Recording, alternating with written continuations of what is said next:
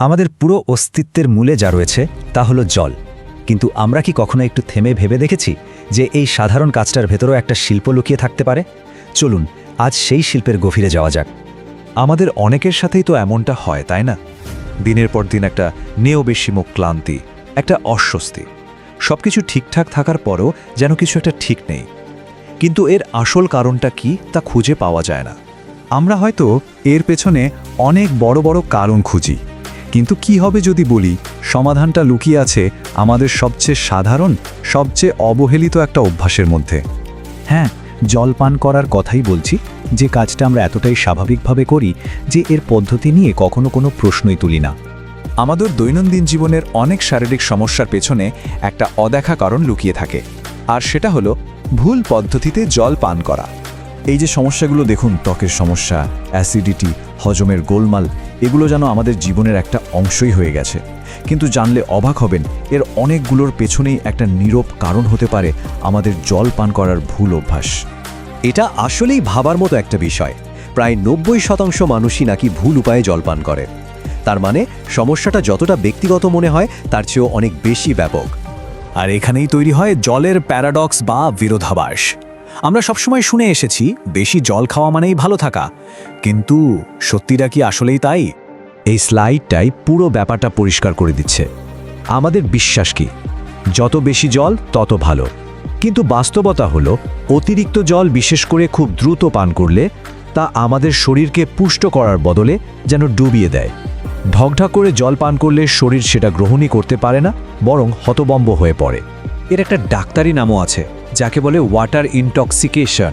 সহজ ভাষায় বললে, যখন অতিরিক্ত জল আমাদের রক্তে মিশে যায় তখন সোডিয়ামের মতো জরুরি খনিজগুলো পাতলা হয়ে যায়, আর এর ফলে আমাদের কোষগুলো, বিশেষ করে মস্তিষ্কের কোষ, অতিরিক্ত জল শুষে নিয়ে ফুলে ওঠে। সেই অনির্বেশনীয় মাথা ব্যথা আর ক্লান্তির উৎস কিন্তু এটাই।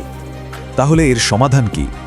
সমাধানটা হলো জল পান করাকে একটা সাধারণ কাজ হিসেবে না দেখে একটা শিল্প হিসেবে দেখা।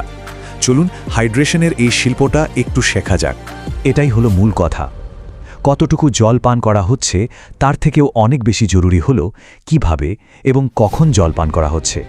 আর এই শিল্পটা আয়ত্ত করা কিন্তু মোটেও কঠিন কিছু নয়।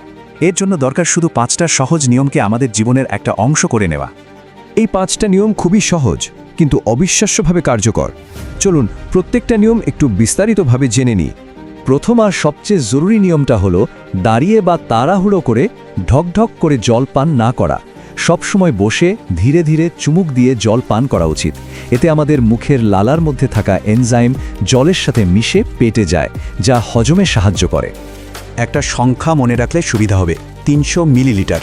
এটাই হলো সেই পরিমাণ জল যা আমাদের শরীর একবারে খুব আরামে গ্রহণ করতে পারে। এর বেশি হলে শরীর সেটাকে ঠিকমতো কাজে লাগাতে পারে না। আচ্ছা, খাওয়ার সময় জল পান করাটা অনেকটা হজমের আগুনে জল ঢেলে দেওয়ার মতো।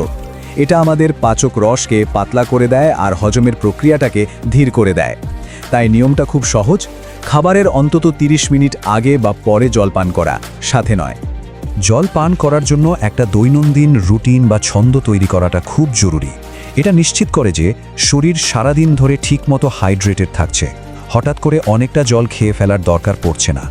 এখানে একটা সহজ ছন্দের উদাহরণ দেওয়া আছে। দিনের শুরুটা হোক 1 গ্লাস জল দিয়ে, এমনকি ব্রাশ করারও আগে। এরপর প্রত্যেকটা বড় খাবারের আগে আর পরে 1 গ্লাস করে। এই সাধারণ রুটিনটা মেনে চললেই দেখবেন শরীর সারাদিন ধরে তার প্রয়োজনীয় জল পেয়ে যাচ্ছে, প্রায় 2 লিটারের কাছাকাছি।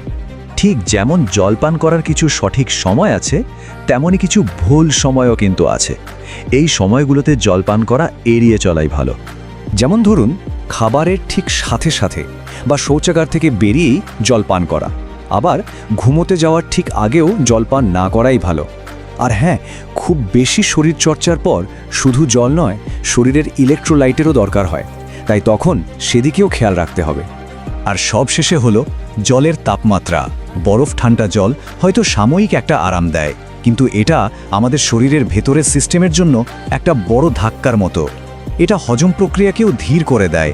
তাই শরীরকে সঙ্গ দিতে ঘরের সাধারণ তাপমাত্রার জল পান করাই সবচেয়ে ভালো। জল পান করার এই ছোট ছোট পরিবর্তনগুলোই কিন্তু আমাদের সার্বিক স্বাস্থ্যের জন্য একটা শক্তিশালী ভিত্তি তৈরি করে দিতে পারে।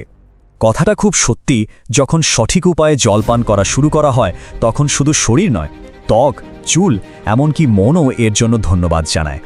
একবার ভাবুন তো, জীবনের এত সহজ আর মৌলিক একটা অভ্যাসকে যদি শিল্পে পরিণত করা যায়, তাহলে এর ওপর ভিত্তি করে স্বাস্থ্যের জন্য আরও কত বড় পরিবর্তন আনা সম্ভব। প্রথম পদক্ষেপটা কিন্তু আজই নেওয়া যেতে পারে, বাকিটা ব্যক্তিগত সিদ্ধান্ত।